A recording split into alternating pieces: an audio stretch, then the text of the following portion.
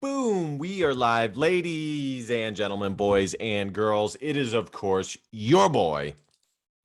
And welcome back to the Life as a Chad YouTube channel. Hope you guys are all doing well. I recently, and this is going to be a quick video, I just watched a clip from the new Hope Solo podcast.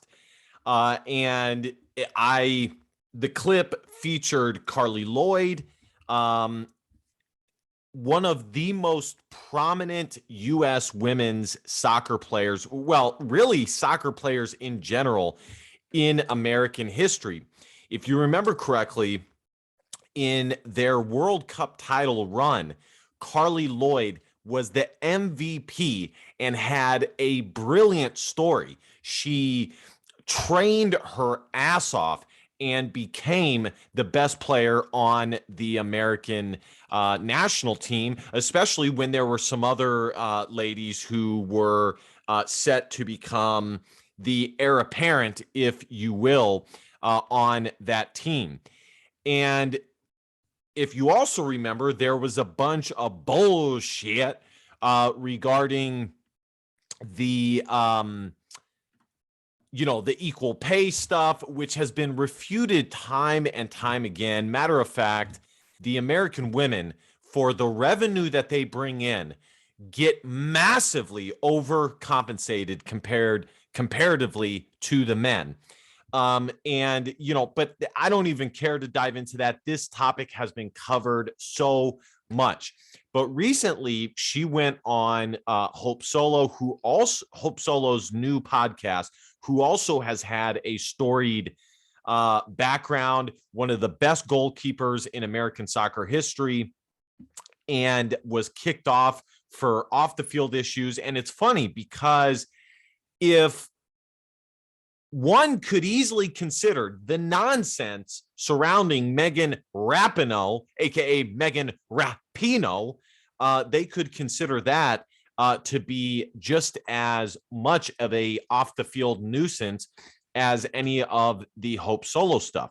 And to be honest, a lot of this stuff reminds me of classic female behavior, classic, if you put a bunch of women together and you were to go into the look behind a looking glass at how they behave, and then you were to put men in a room and watch how they behave, it would be night and day.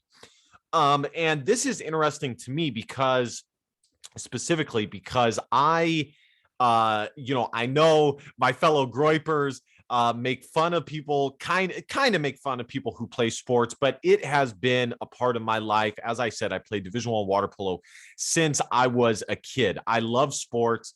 And when I was a semi-truck driver, one of the things that I would do is listen to the women's soccer team while I was driving. And I supported them massively because I support the American national team. I love the American national team. And it broke my heart when all of this nonsense, this bull jive was coming out.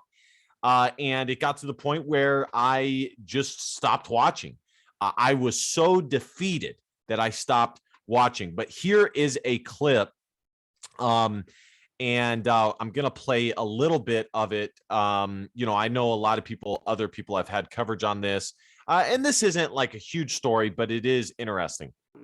Even within our squad, I mean, the culture has changed. It was really tough and challenging to play these last several years. I mean, to be quite honest, I hated it. It wasn't fun going in. And it was only for love of the game, really, for me. That is, I wanted to win and I wanted to help the team, but the culture within the team was the worst I had ever seen it. That is incredible. And, I can relate. I've been a part of teams that not on the level that she has, but close. I mean, Division I is as high as it gets. That is creme de la creme. I mean, only the top 1% of athletes play at that level. But so I can relate when a team's culture is manured by one or two people. it is so brutal to be a part of. And my hat goes off to Carli Loyd because she stuck it out. And I wasn't aware until today that one, she never kneeled for the national anthem, even though she was getting massive peer pressure from her other caddy teammates. She stayed true. And I had no idea how frustrated she was with the culture of the team. And honestly, part of that is due to the coach's fault. I mean, there's tons of players in the player pool that the coach can choose from. There's very few players that aren't replaceable. But my hat goes off to her. I'm glad she stuck it through or stuck it out. And I think we are starting to see I think that this speaks to a few things.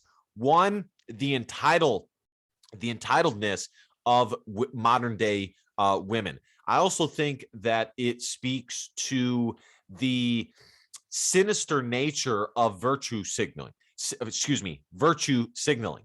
It's funny how righteous people who virtue signal think they are, but in reality, in order to be able to do that, often you stomp on people like your own teammate and their beliefs in Carli Loyd. You often are perched up on your high horse, totally shitting on everybody below you. And I also recently watched a video from Thomas Sowell, basically stating that he had an idea for some economic implementation, and his professor asked him, okay, what happens after you implement it? Okay, what happens after that? Okay, what happens after that? Point is, we very rarely think about the long-term effects, and we only think and the possibility that the long-term effects might actually be worse than the actual problem you sought to fix in the first place.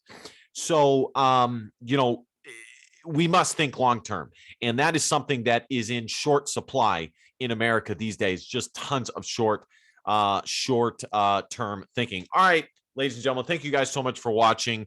I will see you guys next time. Be sure to smash the subscribe button. We hit 50 subs because, well, this is good stuff. And I enjoy doing this. And, well, subscribing makes you feel good. South Park reference. And I will see you guys next time. DBAP, don't be a pussy, Willow, and facts or feelings, because your feelings just don't matter. See you guys next time. Bye-bye.